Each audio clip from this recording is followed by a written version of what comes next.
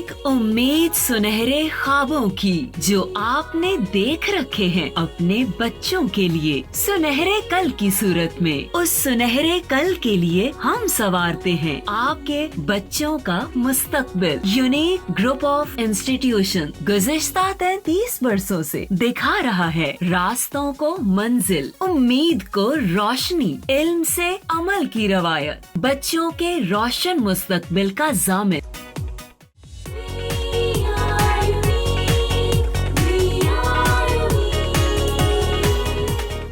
Bismillahirrahmanirrahim. Assalamu alaikum. This is Muhammad Saqib Khan, your English lecturer. And before moving towards our today's lecture, I would like to share another Hadith Mubarakah with you, which states the Prophet Sallallahu Alaihi Wasallam said, when three people are together, two of them should not talk secretly, ignoring the third person.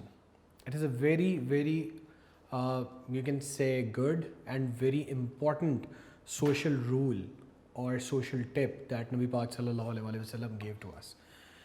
He tried to tell us or educate us or guide us that you may hurt your social interactions, your social relations by inclining towards a particular person. When three persons are sitting in the same meeting at the same place, so two are not allowed to conversate with each other or to construct a conversation with each other while the third person is feeling lonely. तो ये इसमें बताया गया है कि तीन अशख़ास अगर बैठे हैं तो उनमें से दो को आपस में गुफ्तगू जो है उसको नहीं करना चाहिए। रीज़न क्या है कि जो तीसरा पर्सन है उसको आप अगर इग्नोर करते हैं तो वो definitely he will feel bad for that, उसको बुरा लगेगा और उसको ये लगेगा कि उसकी इंसल्ट की जा रही है और वो उसमें एक इन्फीरियॉरिटी कॉम्प्लेक्स आएगा।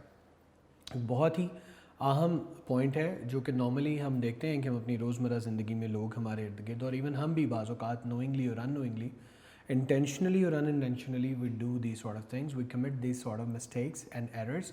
So the purpose to discuss or the purpose to narrate or relate this Hadith Mubarakah here, that we need to be very careful, we need to be very vigilant in our social interactions, in our social relations, the way we deal with the people around us. We should be very careful. Why? Because Allah subhanahu wa ta'ala forgives all the rights that belong to him, but the rights which belong to the people, Allah subhanahu wa ta'ala will not forgive us for that. उसके लिए क्या किया जाएगा? उन्हीं लोगों को बुलाया जाएगा और वही अगर माफ़ करेंगे तो वो माफ़ होंगे, अदरवाइज़ वो पॉसिबल नहीं है। तो जो राइट्स आप लोगों के रखते हैं, हम लोगों के रखते हैं, पूरे नहीं करते, फुलफ़िल नहीं करते।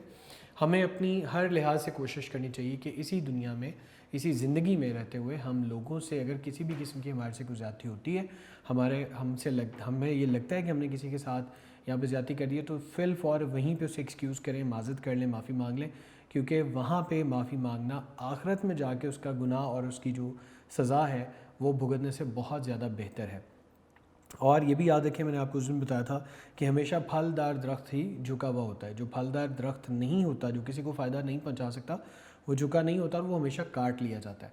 तो फलदार दरख्त जो है, जो आजिज़ी, हम्बल से, इनकिसारी से भरा हुआ होता है, वही फलदार होता है। अल्लाह ताला उसी को फल देता है और उसी से लोगों को आगे फर्दर फैज़ और फ़ायदा हासिल होता है। तो माफ़ी मांग लेने में कोई बुराई नहीं है, कोई हर्ज नहीं है। आपकी अपनी गलती को तस्लीम करना बहुत बड़ी बहादुरी है। हमने एक दिन और हदीस मुबारक ये पढ़ा था कि जो गुस्से में अपने आप को कंट्रोल करता है वो बहुत ज़्यादा पावरफुल, ताकतवर, स्ट्रॉन्ग आदमी है। इसी तरह एक और जगह पर नबी पाक सल्लल्लाहु अलैहि वसल्लम ने फरमाया था कि जो शख्स बदला लेने की कुदरत रखता है, he has all the might to revenge और रिवेंज, और वो वहाँ पे जाके, उस मौके पे जाके उसको माफ़ कर दे, तो उससे बड़ा बहादुर शख्स कोई नहीं है। यानी कि आपने ये नहीं फरमाया कि जो जहाद में गया, ये जंग में गया और उसने इतने कुफार को मार दिया, बल्कि आपने फरमाया कि वो शख्स डेफिनेटली वहाँ पे जाके लड़ाई करने का एक अलग मुकाम है, लेकिन अगर इन दोनों को कंपेयर करें तो वो शख्स जो गुस्से में ताकत में, माइट में पूरी कुदरत रखता है अपना बदला लेने में, लेकिन वो वहाँ पे माफ़ कर देता है, बदला नहीं लेता, वो शख्स बहादुर तरीन शख्स है। तो ये पार्ट था हदीस मुबारक से रिलेटेड। होपफुली आप इसको बहुत अच्छे तरीके से अपनी ज़िंदगी पे अप्लाई करेंगे, जो कि बहुत ज़रूरी भी है। आज के टॉपिक की तरफ बढ़ते हैं। Today we are having our 26th lecture और इसका टॉपिक जो है वो है use of is, was, are, were and am. आपके पास सामने वाइट बोर्ड पे मैंने दो यूज़ जो है वो लिखे हैं, इज़ और वाज के। इसके बाद फिर हम वॉज और वर को डिस्कस करेंगे एंड देन जो लास्ट में हम लिस्ट के हैं वो एम को डिस्कस करेंगे। तो सबसे पहले हमें ये देखना है कि इज़ और वॉज इनका क्या रोल है, इनको किस तरह से यूज़ किया जाता है, इनका इस्तेमाल क्या है। एक तो इज़ जो है और वॉज जो है, इनको आपको पता है कि हेल्पिंग वर्ब्स हैं, हेल्पिंग वर्ब्स हैं, इनको हेल्पिंग वर्ब के तौर पे यूज़ किया जाता है। जब कभी भी आप इज़ और वॉज को देखते होंगे तो आपको नज़र आता होगा कि इनके बाद ING फॉर्म लगी हुई होती है। अगर वो नहीं है तो इसके बाद कोई ना कोई ऐसी स्टेटिव फॉर्म लगी होती है, जैसे he is tired, he is mad, he is innocent, और कुछ एडजेक्टिव इनके बाद लगे होते हैं। Same is the case with was. लेकिन उसके अलावा भी कुछ उनके यूजेज हैं जो थोड़े से ग्रामेटिकल हैं, थोड़े कंसेप्चुअल हैं। मैं ये चाहता था कि हम उनको बहुत अच्छे तरीके से डिस्कस करें। इनकी तमाम तर डिटेल्स जो है वो हमारे पास पेज नंबर 201 पे नोट्स पे अवेलेबल है। उसके अलावा आगे एक्सरसाइज भी दी हुई है नोट्स पे, आप डेफिनेटली उसको भी गो थ्रू करें। एक्सरसाइज के लिए नोट्स को ज़रूर यूज़ करें। उसके अलावा अगर आप चाहें तो जो PTB हमारी बुक है पंजाब टेक्स्ट बुक बोर्ड की, उसके ऊपर भी इसकी एक्सरसाइजेज अवेलेबल हैं, तो वहाँ से भी आप इनके एक्सरसाइजेज करें, क्योंकि ये एक बेस्ट पार्ट है। इन्हीं एक्सरसाइजेज में से आपका पेपर डेवलप बनता है और डिज़ाइन होता है बोर्ड का। इसके अलावा से कहीं और से आपके बोर्ड के जो पेपर हैं उनके अंदर चीज़ें नहीं आती। तो PTB की एक्सरसाइज को बहुत अच्छे तरीके से आप अटैम्प्ट करें, और वही एक्सरसाइजेज जो हैं वो हमारे पास रिजॉल्व फॉर्म में है नोट्स के अंदर भी। तो बच्चों जो पहला यूजेज है या जो पहला यूज़ है वो मैं आपको बता देता हूँ इज़ का, और साथ ही साथ हम वॉज का भी करते रहेंगे। उसकी रीज़न ये है कि इज़ जो है वो हमेशा डिनोमिनेट करता है प्रेजेंट को और वॉज हमेशा करता है पास्ट को। ऑलमोस्ट चीज़ें सेम है, सिर्फ वक्त का फ़र्क है, टाइम का डिफरेंस है, टेंस का डिफरेंस है। इसीलिए मैंने दोनों को पैरेलल लिखा है ताकि आप इनके दरमियान में जो चेंजेस हैं वो भी देख सकें और जो सिमिलैरिटीज़ हैं आप उनको भी बहुत अच्छे तरीके से ग्रैब कर सकें। तो जो पहला पॉइंट है बच्चों वो आप इज़ का देखें तो is used with third person. Third person हमने कौन से पढ़े थे? थर्ड पर्सन हमने पढ़े थे जी ही, शी,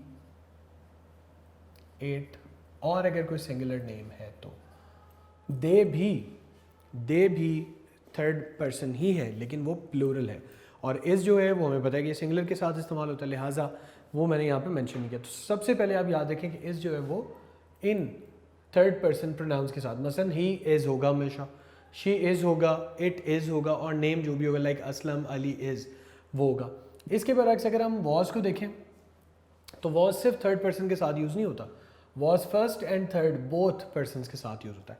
फर्स्ट पर्सन में ऑब्वियसली वी के साथ तो इस्तेमाल नहीं हो सकता, तो ये आई के साथ इस्तेमाल होगा, और थर्ड पर्सन में बाकी जो है ये सारे जितने भी हैं उनके साथ ये इस्तेमाल होता है।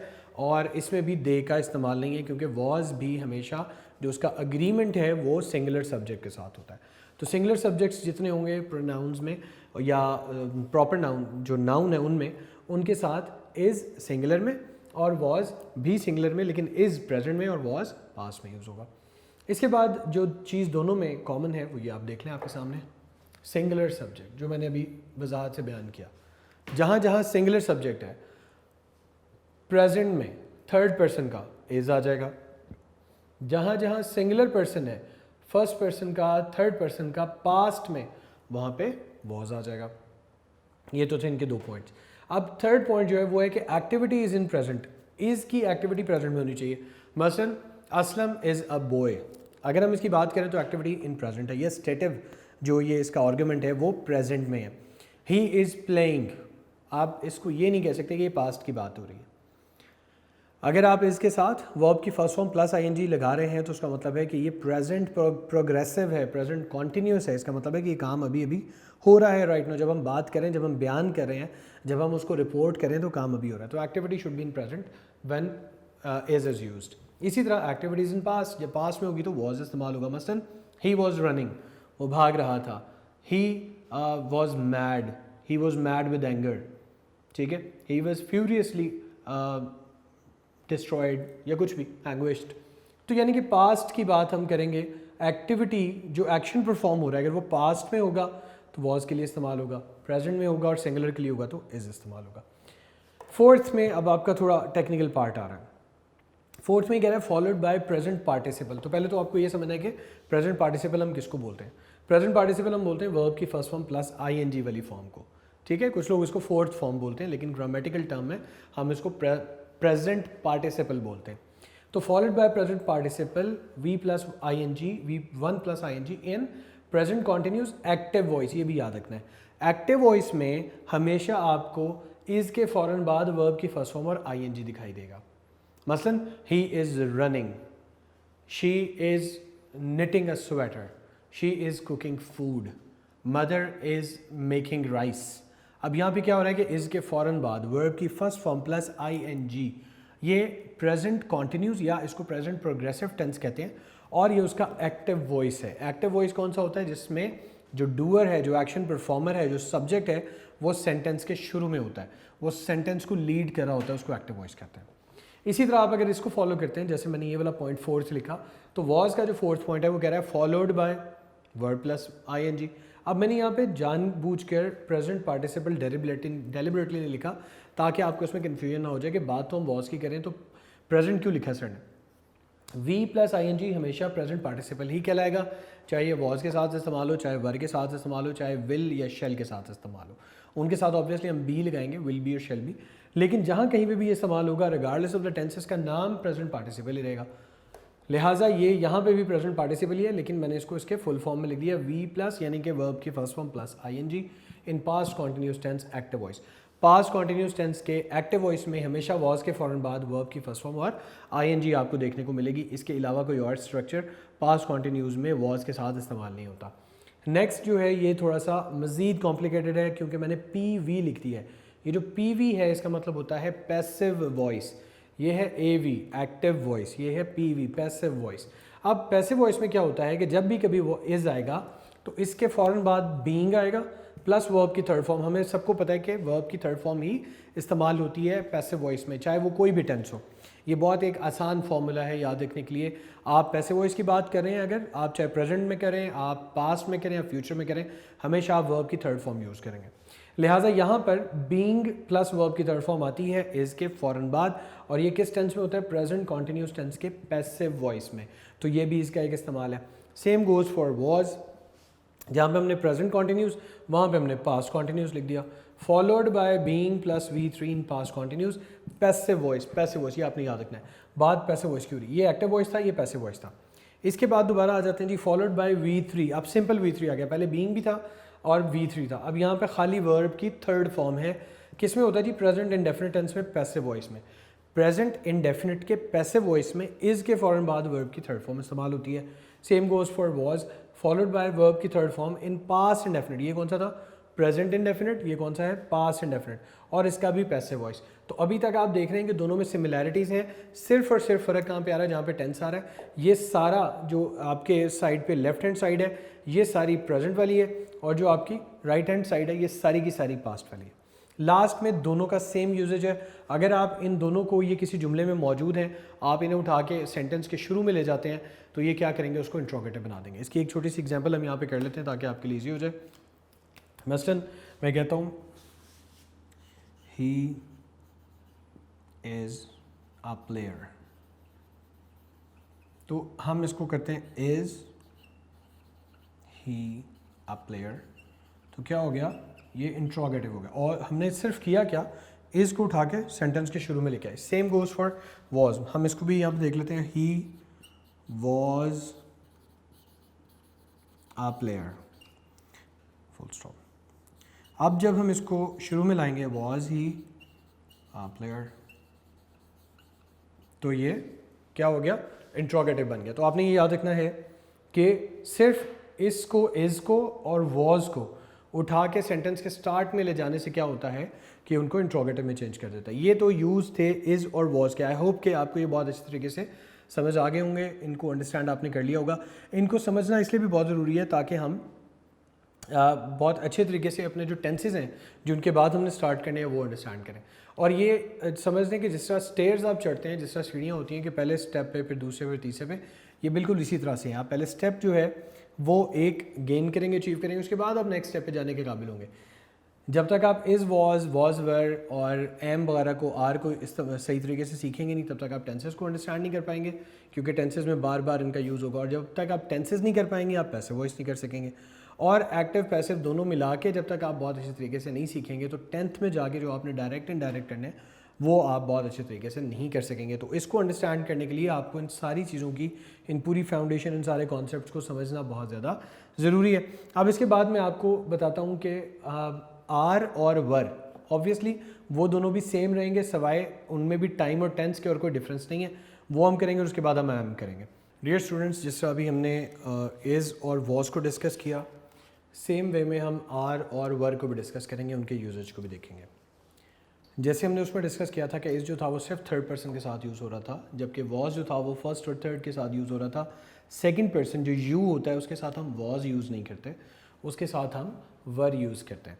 अब इसी तरह अगर हम आर को देखें तो सबसे पहले आप देखें कि आर हर जगह पर, यानी कि फर्स्ट पर्सन में भी, सेकंड में भी और थर्ड पर्सन में भी यूज़ हो रहा है। अब फर्स्ट पर्सन में आप थोड़े कंफ्यूज होंगे कि फर्स्ट पर्सन में तो हमने पढ़ा था कि इज़ इस्तेमाल होता है, लेकिन फर्स्ट पर्सन का जो प्लूरल फॉर्म है यानी कि वी है, उसके लिए क्या होता है आर, वी आर।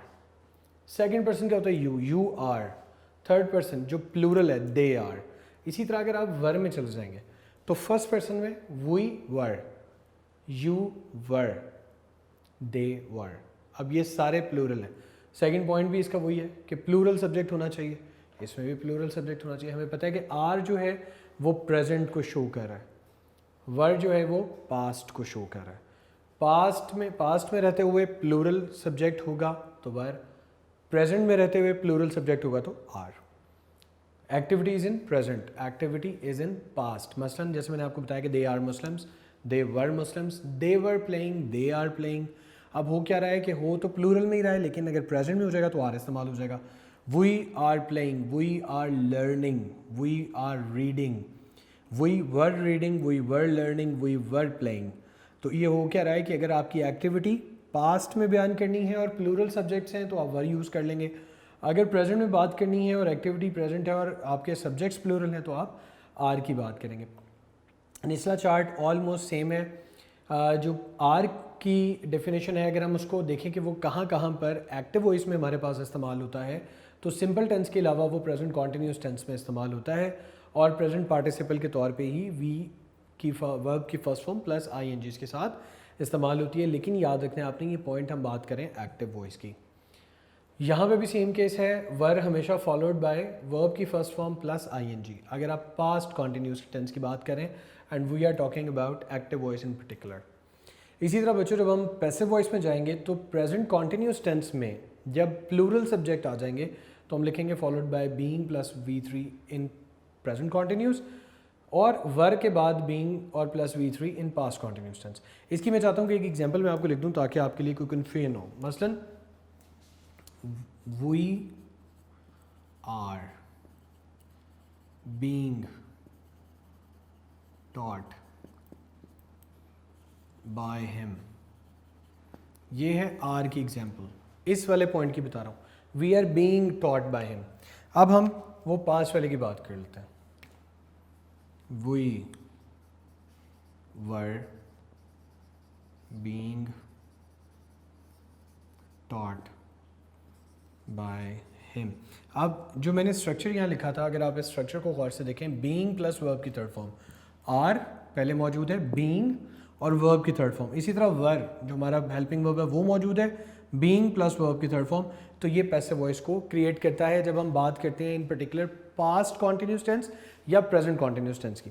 इसी तरह जब हम नेक्स्ट पॉइंट में पास्ट, प्रेजेंट इंडेफिनिट और पास्ट इंडेफिनिट की बात करेंगे तो मैं उसकी भी एग्जांपल कर देता हूँ ताकि वो भी आप अच्छे तरीके से अंडरस्टैंड कर लें। बाज़ औक़ात सिर्फ स्ट्रक्चर से बात समझ नहीं आती।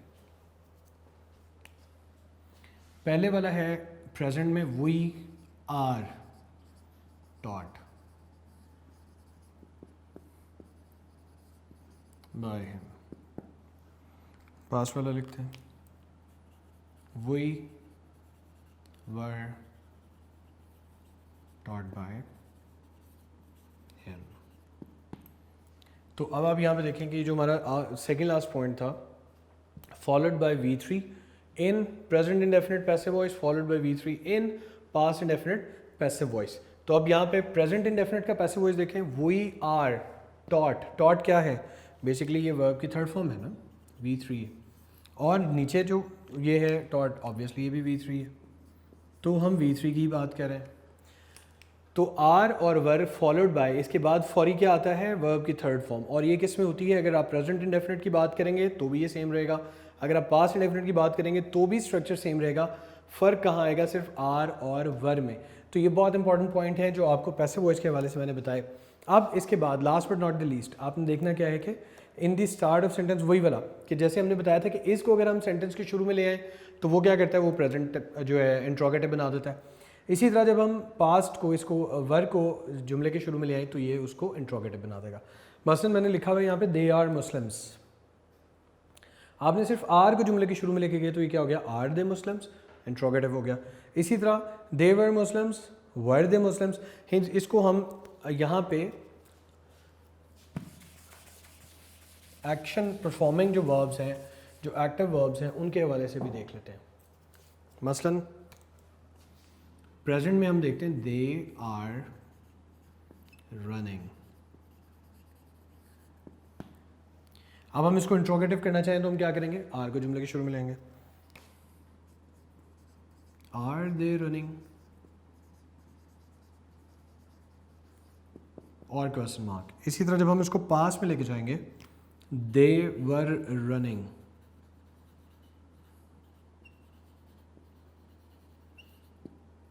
अब जब हम इसको पास में लेके जाएंगे तो क्या हो जाएगा, वर दे रनिंग।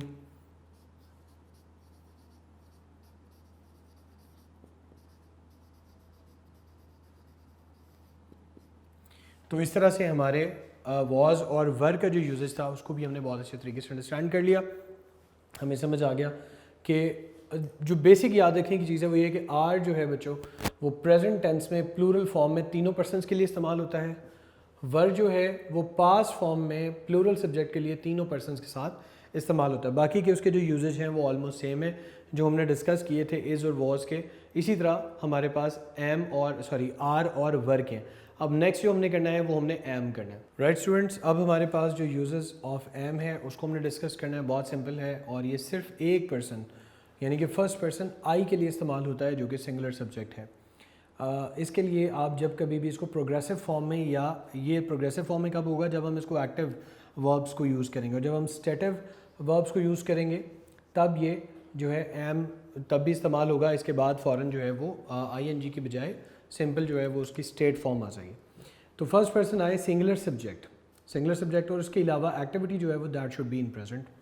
इसके बाद ये फिर वही बात आ गई है कि ये इन कॉन्टिन्यूस टेंस में एक्टिव वॉइस में किस तरह से इस्तेमाल होता है। ये इस तरह से है कि आई एम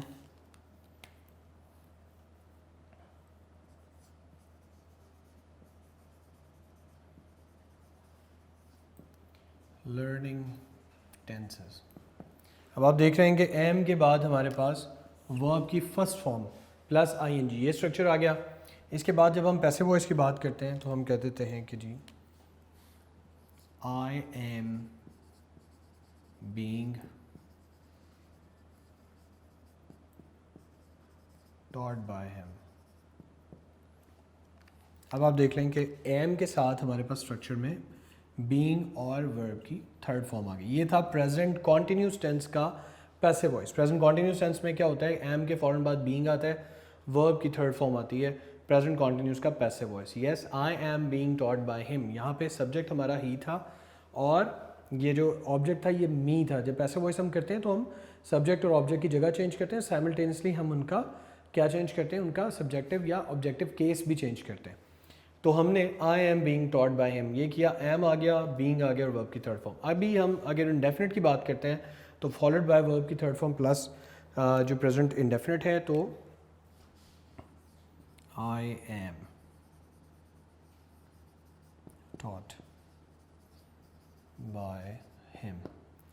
अब आप देख लें इस स्ट्रक्चर को, ये है आई एम टॉट वर्ब की थर्ड फॉर्म। और अगर हम इसको लिखेंगे पैसिव वॉइस में किस तरह था तो भी मैं लिख देता हूँ ही टीचर्स मी और he is teaching me. He is teaching me को हमने कन्वर्ट किया जब पैसिव वॉइस में प्रेजेंट कॉन्टिन्यूस के, तो ये ही से हिम हो गया, ये मी से आई हो गया। आई am being taught by him. इसी तरह जब हमने प्रेजेंट इंडेफिनिट को एक्टिव से पैसिव में कन्वर्ट किया तो ये था ही टीचर्स मी। मी इसी तरह यहाँ पे अपने सब्जेक्टिव केस में आ गया आई, और ही जो था जो कि सब्जेक्टिव में था वो ऑब्जेक्टिव में चला गया। तो I am taught by him. इसके बाद जो आखिरी इसकी एग्जांपल थी बच्चों वो ये था कि in the start of sentences it makes it interrogative. अगर जुमले के शुरू में आप इसको ले आएँ तो ये सवालिया बना देता है। आई एम अ प्लेयर, मैं एक प्लेयर हूँ। एम आई अ प्लेयर, क्या मैं एक खिलाड़ी हूँ? और ये इसने इसको जुमले के शुरू में लाने की वजह से इंट्रोगेटिव कर दिया। इस तरह से आप इसको अंडरस्टैंड कर सकते हैं। ये तो यूजेस था आपका इज़, एम, वॉज, वर और एम इसका आर का। इसके थोड़े से जो सेंटेंसेस हैं वो हम अपने नोट से देख लेते हैं। पेज नंबर 201 पे आपको मैंने इसका बताया कि वो आप देख सकते हैं। मसलन पाकिस्तान मेरा प्यारा वतन है, Pakistan is my dear homeland. अब यहाँ पे ये क्या यूटिलाइज़ कर रहा है? इज़ को, और ये प्रेजेंट फॉर्म है। प्रेजेंट फॉर्म में सिंगुलर सब्जेक्ट है तो हमने इज़ को यूज़ कर लिया। मैं पाकिस्तानी लड़का हूँ, I am a Pakistani boy. अब यहाँ पे प्रेजेंट है और सिंगुलर है तो हमने क्या कर लिया कि एम को इस्तेमाल कर लिया। वो तमाम अच्छे तालिब इल्म हैं। अब यहाँ पे प्लूरल है लेकिन प्रेजेंट है।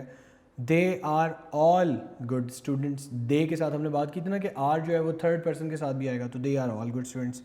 ये कीमती घड़ी है। अब ये कीमती घड़ी जो है चूँकि सिंगुलर है और बात आगे हो रही है कि, था नहीं है, थी नहीं है। ये कीमती घड़ी थी भी कह सकता था, लेकिन उसने कहा ये कीमती घड़ी है। इट इज़ अ प्रेशियस या costly watch. This is a costly watch. Is इस्तेमाल हो रहा है, इट भी करते तो इज़ होता, दिस भी कर रहे हैं तो इज़ ही इस्तेमाल हो रहा है क्योंकि ये प्रेजेंट की बात हो रही है और सिंगुलर की बात हो रही है। ये फूल सुर्ख हैं, दीज आर रेड फ्लावर्स। अब फ्लावर्स जमा की बात हो गई, प्लूरल की बात हो गई सब्जेक्ट की, और साथ ही साथ प्रेजेंट की बात हो रही है। मेरी उम्र 15 बरस है। I am 15 years old. I am first person के साथ अगर प्रेजेंट की बात हो रही है तो हमेशा हम कौन सा हेल्पिंग वर्ब यूज़ करेंगे? एम। वो बड़ा मक्कार आदमी था। अब हम पास्ट में चले गए। था से आपने फौरी तौर पे आइडेंटिफाई कर लिया कि ये पास्ट की बात हो रही है, प्रेजेंट की बात नहीं हो रही। He was a very cunning man. He was a very cunning man. Novel मेज़ पर था। The novel was on the table. अब नॉवल जो है वो सिंगुलर है, सिंगुलर सब्जेक्ट है, बात हम कर रहे हैं पास्ट की, तो वो वॉज पे आ गया। The novel was on the table. चाय गर्म थी। अब चाय जो है वो भी सिंगुलर है, बात पास्ट की हो रही है। T was hot. पहाड़ की चोटी बुलंद थी। अब यहाँ पे भी वही सेम, पहाड़ की चोटी जो है वो सिंगुलर है और बात हो रही है पास्ट की। The top of the hill was high. पहाड़ की चोटी बुलंद थी। हम सब खुश थे। हम सब बहुत खुश थे। We were all happy. हम सब खुश थे। ये किताबें दिलचस्प थीं। These books were interesting. हमारे सिपाही बहादुर थे। Our soldiers were brave. वो मेरे गहरे दोस्त थे। दे वर माई इंटीमेट फ्रेंड्स। वर, दे के साथ कौन सा वर्ब इस्तेमाल हो रहा है? हेल्पिंग वर्ब वर का, WERE। और दे कौन सा पर्सन है? थर्ड पर्सन, और थर्ड पर्सन का प्लूरल है, तो प्लूरल सब्जेक्ट थर्ड पर्सन के साथ जो है वो वर इस्तेमाल करें क्योंकि पास्ट की बात हो रही है, थे इस्तेमाल हुआ था। हमीद के बेटे ज़हीन थे। हमीद्स सन वर इंटेलिजेंट, क्योंकि सन्स है, ज़्यादा बेटे हैं, एक से ज़्यादा हैं, और बात पास्ट की हो रही है, इसलिए हम इसको भी पास्ट में यूज़ करेंगे। नेगेटिव सेंटेंसेस, ये बहुत ज़रूरी है हम इसको अंडरस्टैंड करना। नेगेटिव सेंटेंसेस में वो use not after the verbs. Not को हम वर्ब्स के फ़ौरन बाद इस्तेमाल करते हैं। मसलन किताबें मेज़ पर नहीं हैं। Books are not on the table. Are not on the table. अब यहाँ पे आप देखेंगे कि आप सोचेंगे कि वर्ब क्या है, तो आर यहाँ पे वर्ब है, स्टेटिव वर्ब है जो कि हालत बयान कर रहा है, पड़ी हुई होना, रहना, मौजूद होना। ये एक्शन वर्ब नहीं है, इसमें एक्शन परफॉर्म नहीं हो रहा, इसमें किसी चीज़ की हालत का होना पाया जा रहा है। तो books are on the table. वो बदकिस्मत आदमी नहीं है। He is not an unlucky man. मैं बूढ़ा आदमी नहीं हूँ। I am not an old man. I am के बाद आपने लगाया not. I am not an old man, मैं एक बूढ़ा आदमी नहीं हूँ। अच्छा जी। तमाम आम खट्टे ना थे। All the mangoes were not sour. तमाम आम खट्टे ना थे। अब तमाम हो गया, इसका मतलब प्लूरल की बात हो रही है। थे, इसका मतलब पास्ट की बात हो रही है। तो all the mangoes were not sour. ये बच्चे गंदे ना थे। These children were not dirty. फ़कीर लंगड़ा ना था। The beggar was not lame. गली में रोशनी ना थी। There was no light in the street. ये किताब दिलचस्प ना थी। This book was not interesting. इसी तरह बच्चों इंट्रोगेटिव में आपने देखना है कि हम इंट्रोगेटिव में इसको कैसे तब्दील करते हैं। जैसे मैंने आपको हवाला भी दिया कि आप इन में से किसी भी हेल्पिंग वर्ब को उठा के सेंटेंस के शुरू में ले जाएं, उसका मतलब ये नहीं कि आपने बाद में उसकी जगह पे दोबारा वो हेल्पिंग वर्ब इस्तेमाल करना है, यानी कि 2 बार एक ही हेल्पिंग वर्ब जुमले में यूज़ नहीं करना, उसको उठा के आपने सेंटेंस के स्टार्ट में लिख लेना है, तो वो आपका इंट्रोगेटिव बन जाएगा। क्या धूप तेज़ है? Is the sun hot? क्या पानी ठंडा है? अब यहाँ पे भी बात किसकी हो रही है? सिंगुलर की हो रही है और प्रेजेंट की हो रही है, लेकिन साथ ही साथ सवालिया बात भी हो रही है, इंट्रोगेटिव भी हो रही है। तो इज़ द वाटर कोल्ड? क्या सेब मीठा फल है? Is apple a sweet fruit? क्या अंगूर सब्ज़ है? Are the grapes green? तुम अफसरदा क्यों हो? Why are you sad? वो अब कहाँ है? Where is he now? बाग में कौन था? Who is in the garden? क्या मैं वफादार नहीं हूँ? Am I not faithful? जहाँ पे हेल्पिंग वर्ब था वहाँ पे नॉट लगा दिया, क्योंकि हेल्पिंग वर्ब अब सेंटेंस के स्टार्ट में आ गया। अगर ये सिंपल सेंटेंस होता, आई एम नॉट फेथफुल, मैं वफादार नहीं हूँ, सिंपल लेकिन नेगेटिव, लेकिन इंट्रोगेटिव कर लिया तो एम आई नॉट फेथफुल? तुम्हारे दोस्त कहाँ थे? Where were your friends? वो दरख्त कितने ऊंचे थे? How tall were those trees? इसके बाद एक्सरसाइज है जो मैंने आपको बताया था, पीटीबी के हवाले से आपने करनी है, उनको अच्छे तरीके से आपने रिवाइज करना है। मैं यहाँ पे इनको दोहरा रहा हूँ।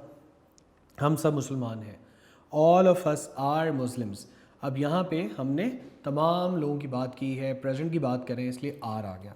अहमद दिलेर सिपाही है, Ahmad is a bold soldier. कुत्ता और घोड़ा वफादार जानवर हैं, the dog and the horse are faithful animals. हर पाकिस्तानी मुहिब वतन है, every Pakistani is a patriot. अब एवरी के साथ अब बात आपको सुन के ये लग रहा होगा कि हम हर तमाम पाकिस्तानियों की बात करें कि हर पाकिस्तानी 22 करोड़ के करीब, लेकिन एवरी जो वर्ड है ये हमेशा सिंगुलर मीनिंग में इस्तेमाल होता है। तो ये आपने याद रखना है कि एवरी के साथ आपने आर इस्तेमाल नहीं करना, एवरी के साथ आपने हमेशा सिंगुलर हेल्पिंग वर्ब इस्तेमाल करना है, राइट। और नॉर्मली अगर आप प्रेजेंट की बात करें तो वो इज़ इस्तेमाल होगा, अगर आप पास्ट की बात करें तो फिर आपको वॉज यूज़ करना पड़ेगा। तो every Pakistani is a patriot. वो मोअज़्ज़ज़ शहरी थे, दे वर रिस्पेक्टेबल सिटीजन्स। इसका मतलब है कि वो प्लूरल में हैं लेकिन अभी मौजूद नहीं है, पास्ट की बात हो रही है। लाहौर बागात के लिए मशहूर है, Lahore is famous for gardens. क्या वो कल बीमार था? Was he ill yesterday? आज बहुत से तालब इल्म क्यों गैर हाजिर हैं? Why are many students absent today? थोड़ा इंपॉर्टेंट सेंटेंस है, इसको ज़्यादा अच्छे तरीके से पढ़िएगा। आज बहुत से तालब इल्म क्यों गैर हाजिर हैं? अब आज प्रेजेंट आ गया, इसका मतलब आर इस्तेमाल होना है, क्यों वाई इस्तेमाल होना है, गैर हाजिर हैं आपको समझ आ गई कि प्लूरल की बात हो रही है, एब्सेंट। अब आप उसके अकॉर्डिंगली इसको करेंगे, why are many students absent today? तुम्हारी टीम के खिलाड़ी कहाँ हैं? Where are the players of your team? क्या अमीर आदमी गरीबों पर मेहरबान था? अब था की बात आ गई, मीन पास्ट की बात शुरू हो रही है। Was the rich man kind to the poor? वो आपका क्या लगता है? What is he to you? एक दर्जन अंडे ख़राब थे। अब अंडे हैं, ख़राब थे, ज़्यादा हैं। 1 डज़न एग्स वर रोटन, ख़राब थे। क्या सब सवाल आसान थे? Were all the questions easy? ये खिलौना खूबसूरत ना था। This toy was not beautiful. Tipu Sultan आदिल हुक्मरान था। Tipu Sultan was a just ruler. More about is am are was and were. ये पेज नंबर है आपका 205। अब थोड़े से हम कॉम्प्लिकेटेड सेंटेंसेस की तरफ बढ़ रहे हैं। हमने पहले इनके बेसिक स्ट्रक्चर्स देख लिए थे वाइट बोर्ड पे, उसके बाद हम एक्सरसाइज करें ताकि इनकी जितनी भी अंडरस्टैंडिंग है वो आपकी डेवलप हो सके। क्या इस शहर में कोई हाई स्कूल है? Is there any high school in the city? क्या अमजद दयानतदार आदमी है? Is Amjad an honest man? क्या वो माहीगीर ना था? Was he not a fisherman? मैं आपका शुक्रगुजार हूँ, I am thankful to you. इसके दोनों भाई वकील थे। Both of his brothers were lawyers. Lawyers के स्पेलिंग आप हमेशा याद रखा करें, LAW, लॉ, कानून, लॉ। इसके बाद आपने YERS लिखना होता है, लॉयर्स, वकील बनाने के लिए, कानूनदान बनाने के लिए। पाकिस्तान का सबसे लंबा दरिया कौन सा है? Which is the longest river in Pakistan? Which आ गया है। K2 कितनी ऊंची चोटी है? How high is the peak of K2? How, कितनी। हाउ को हम नॉर्मली कैसे के लिए भी यूज़ कर लेते हैं, हाउ आर यू, आप कैसे हैं। लेकिन कितनी के लिए भी हाउ मच, हाउ मैनी। अब यहाँ पे मच और मैनी नहीं लगाया तो हमने हाउ हाई लगाया है, कितना ऊंचा। इसके लिए आप याद रखें कि हाउ जो है वो कैसे और कितने के लिए भी इस्तेमाल हो रहा है, तो ये मीनिंग आपने अंडरस्टैंड करना है। K2 कितनी ऊंची चोटी है? How high is the peak of K2? बसों के अड्डे पर कितनी बसें थीं, how many buses were there on the bus stand. Complicated हैं, कम्प्लेक्स हैं थोड़े से, इनको प्रैक्टिस से आप अंडरस्टैंड करेंगे और प्रैक्टिस से ही याद रखेंगे। हाउ मैनी बसेस, कितनी ज़्यादा बसें वर देयर थी वहाँ पे ऑन द बस स्टैंड पे। इसके रिश्तेदार क्यों नाराज़ थे, why were his relatives, relatives है ना, और ये प्लूरल में है और बात भी पास्ट की हो रही है, तो why were his relatives angry. क्या सब मोटर कारें ख़राब थीं, वर all the motor cars out of order. Were all the motor cars, क्योंकि मोटर कार्स ज़्यादा हैं, आउट ऑफ ऑर्डर मीन ख़राब थी, तो आप पास्ट की बात कर रहे हैं, प्लूरल की बात कर रहे हैं। तालिब इल्म झूठा ना था, the student was not liar, student झूठा ना था, तालिब इल्म झूठा ना था। क्या ये खबर सच्ची है, इज़ दिस न्यूज़ ट्रू। यह सवाल बहुत पेचीदा है, ये सवाल बहुत पेचीदा था। This question was very complicated. इसको अगर हम इंट्रोगेटिव करें, was this question very complicated, क्या ये सवाल बहुत पेचीदा था। Was this question not very complicated, क्या ये सवाल बहुत पेचीदा ना था। तो इस तरह हमने नेगेटिव इंट्रोगेटिव दोनों कर सकते हैं। क्या तमाम सवाल मुश्किल थे, were all the questions difficult, simple कर लें, all the questions were difficult, all the questions were not difficult, were all the questions not difficult. Doctor कब हस्पताल में था, when was the doctor in the hospital, doctor was in the hospital, when was the doctor not in the hospital. ये सारे बच्चों आपके sentence थे, इनको अच्छे तरीके से आपने ग्रैब करना है, अंडरस्टैंड करना है, बहुत ज़रूरी है। मैंने आपको पहले बताया कि हमारी बेस जो है, अगर आप टेंसेस के हवाले से देखना चाहते हैं तो बहुत इंपॉर्टेंट है अंडरस्टैंड करने के लिए कि आपको टेंसेस समझने के लिए इज़, एम, आर, वॉज, वर, वैसे तो विल, शेल और हैज़, हैव, हैड, इनके इस्तेमाल भी जो है बहुत ज़रूरी है। नेक्स्ट लेक्चर में हम डेफिनेटली हैज़, हैव और हैड के इस्तेमाल जो है उनको भी देखेंगे। लेकिन फिल वक्त जो आज हमने पढ़ा वो बहुत इंपॉर्टेंट यूनिट था, बहुत इंपॉर्टेंट लेक्चर था ग्रामर पॉइंट ऑफ व्यू से। इज़, एम, आर और वॉज, वर। याद आपने ये रखना है कि इज़, एम, आर एक ऐसी फैमिली है जो प्रेजेंट को डील करती है। अब इसमें इज़ जो है वो सिर्फ सिंगुलर सब्जेक्ट्स को डील करती है, आर जो है वो सिर्फ प्लूरल सब्जेक्ट्स को डील करती है, और एम एक ऐसा वर्ड है जो कि सिर्फ और सिर्फ फर्स्ट पर्सन आई को इस्तेमाल करता है, आई को रिप्रेजेंट करता है, उसके लिए वो उसको असिस्ट करता है। ये तो हो गई इज़, एम, आर की फैमिली जो कि प्रेजेंट के लिए इस्तेमाल हो रही है। अब इज़ और आर की तरह, इज़ और आर की बेस के ऊपर दो अल्फाज पास्ट के अंदर भी अवेलेबल हैं, वॉज ओवर। अब वॉज ओवर की एक अलग फैमिली है, उसको आप दूसरी साइड पे ज़हन में रखें कि वॉज ओवर जो है वो हमेशा पास्ट की बात करेंगे। अगर सब्जेक्ट सिंगुलर में है, फर्स्ट पर्सन और थर्ड पर्सन के सिंगुलर में है, तो वॉज इस्तेमाल होगा, और अगर प्लूरल है, फर्स्ट है, सेकंड है और थर्ड है, तो वर इस्तेमाल होगा। ये मैंने आपको बात बड़ी कैटेगोरिकली बताई थी कि वॉज जो है वो कभी भी सेकंड पर्सन के लिए यूज़ नहीं होता। सेकंड पर्सन क्या होता है, यू, तो यू वॉज जो है वो गलत है, यू वर होगा। तो जब भी आप कभी इस्तेमाल करेंगे वर, तो आपने देखना है कि इसमें फर्स्ट पर्सन का प्लूरल हुई, सेकंड पर्सन चाहे वो सिंगुलर है, प्लूरल है यू, उसके साथ वर ही होगा, थर्ड पर्सन का प्लूरल दे, इसके साथ वर इस्तेमाल होगा। वॉज हमेशा आई के साथ, फर्स्ट पर्सन का सिंगुलर, यू फर्स्ट पर्सन का सिंगुलर हो, प्लूरल हो, वॉज इस्तेमाल नहीं होना। सेकंड पर्सन वॉज जो है वो सेकंड पर्सन के लिए नहीं है। थर्ड पर्सन में ही, शी, इट और सिंगुलर नेम के साथ भी वॉज इस्तेमाल होगा। तो ये दो पैरेलल फैमिलीज़ हैं हेल्पिंग वर्ब्स की, एक प्रेजेंट को पूरे तरीके से रिप्रेजेंट करती है, एक पास्ट को पूरे तरीके से रिप्रेजेंट करती है, और इन दोनों में तमाम तर जो यूटिलिटीज़, तमाम तर जो फैसिलिटीज़ अवेलेबल हैं सिंगुलर और प्लूरल सब्जेक्ट्स के हवाले से वो भी दस्तियाब हैं। तो आपने इनके यूजेज को बहुत अच्छे तरीके से करना है। इनमें जितने सेंटेंसेस दिए गए हैं आपके नोट्स के अंदर, जो एक्सरसाइजेज हैं, आपकी पीटीबी के अंदर जितनी एक्सरसाइजेज हैं, उनको अगर आपने बहुत अच्छे तरीके से कर लिया, इनसे रिलेटेड अगर कोई भी क्वेश्चन आपको एग्ज़ाम्स में आ जाता है तो आपके लिए उसको अटेम्प्ट करना बिल्कुल कोई ज़्यादा मुश्किल बात नहीं होगी। तो ज़्यादा से ज़्यादा लिख के प्रैक्टिस करें। लेटर्स और कॉम्प्रीहेंशंस भी आजकल हम कर रहे हैं। मैं बारहा आपको कहता हूँ कि उसको जितना मैक्सिमम आप लिख कर प्रैक्टिस कर सकें आपको करना चाहिए, ताकि आप उसको ज़्यादा बेहतर अंदाज में अंडरस्टैंड भी कर सकें, याद रख सकें, और अपने एग्जामिनेशन पॉइंट ऑफ व्यू से भी आप प्रिपेयर करके ज़्यादा मार्क्स गेन कर सकें। अगले लेक्चर में हम इंशाल्लाह हैज़, हैव और हैड को यूटिलाइज़ करेंगे, उनको अंडरस्टैंड करेंगे और लर्न करेंगे। तब तक के लिए मुझे इजाज़त दें। अपना बहुत सारा ख्याल रखें। अल्लाह हाफ़िज़।